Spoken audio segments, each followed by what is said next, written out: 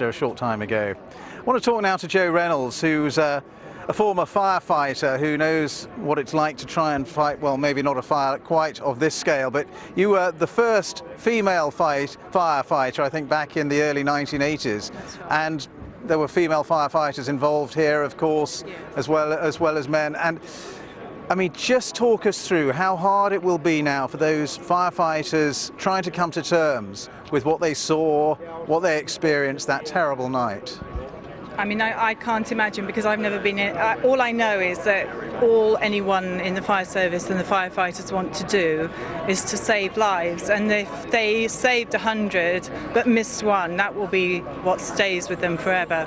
And we know they did rescue 65 people, but clearly there could have been up to 600 people in that block. Yes, of course, and that will be what haunts them. And hopefully, I know they've got Danny Cotton, who's the Chief Commissioner and Fire Commissioner, and she's hoping to make sure that the guys and the girls have the best possible help to, you know, if they are traumatized in any way. They must surely be. Yeah. Surely. And just tell us about, I mean, the training is, we know it's intense, and some of the fire commanders were saying the training really does kick in when you go, even though this was an unprecedented fire for them to tackle, such a tall building.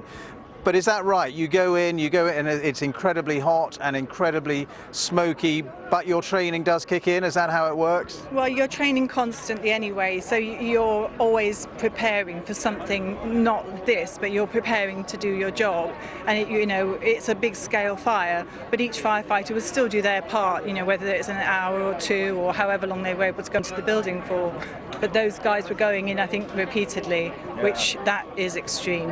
And we saw some of them afterwards looking, well, shattered really, and utterly exhausted, not surprisingly. Yes, total respect for them. They were way past exhausted. They've gone into a reserve that you don't know is there. Yeah. And obviously, you know, you do train on tower blocks, but nothing of this scale, not a 24-story tower block, presumably, because the assumption is it would never happen, a fire that would engulf a whole block like this.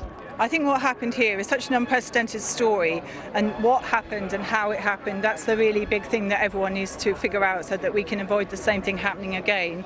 We train on very high grain silos, we go into ships, we go into buildings like this, but you can't prepare for that.